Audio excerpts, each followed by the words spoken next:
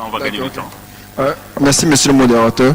Voilà. Ma question s'adresse essentiellement à madame la ministre.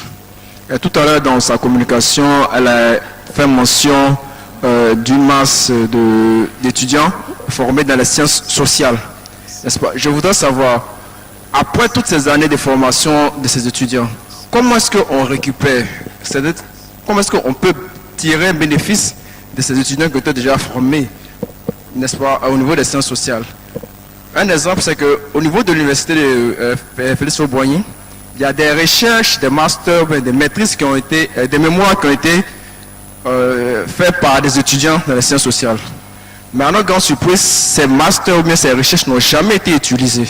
Si aujourd'hui on demande d'investir dans les sciences technologiques, qui sont ceux qui seront à mesure, par exemple, d'étudier les effets ou bien la déperdition que vont provoquer ces investissements dans les sciences technologiques? On prend le cas des broutages, par exemple, la cybercriminalité en Côte d'Ivoire.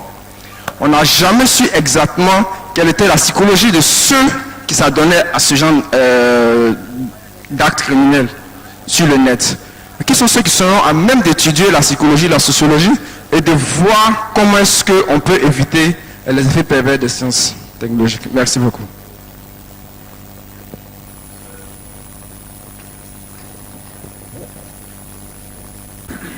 Merci, Monsieur Roger. Votre question me permet peut-être de mieux préciser, comme le temps était court. J'ai bien dit qu'il ne s'agissait pas de ne pas enseigner les sciences sociales.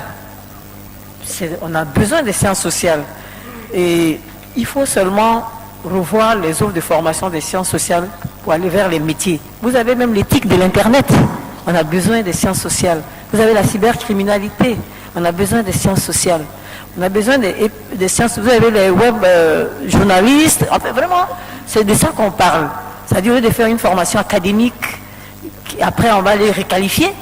On a un stock, on les requalifie, mais on ne va pas continuer à former pour aller requalifier. Ça, c'est la première chose. Et la deuxième chose, il faut reconnaître qu'il y a une prédominance des sciences sociales. Il faut changer de paradigme. Il faut forcément revoir les pourcentages. C'est vraiment ce que j'ai voulu dire. Mais une autre chose est là, c'est que nos universités, on parle d'innovation technologique, peut-être que nos universités ont commencé à mettre en place des pôles d'innovation. C'est vrai que nous ne pouvons pas forcément arriver tout de suite, peut-être comme la Corée, mais c'est que nos universités sont en train de faire aujourd'hui, mais demain, ça va nous faire amener très loin.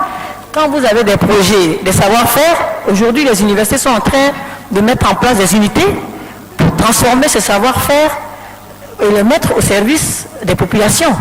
Donc je pense que les sciences sociales ont leur place aussi à ces niveaux-là. Donc on peut tout à fait accompagner les projets des étudiants de sciences sociales qui ont des projets qu'on peut faire porter au sein de la population. Nous avons accompagné 50, mais je n'ai pas fait le bilan de la part des sciences sociales, 50 étudiants qui avaient des projets. Et il y a 14 qui sont en entreprise.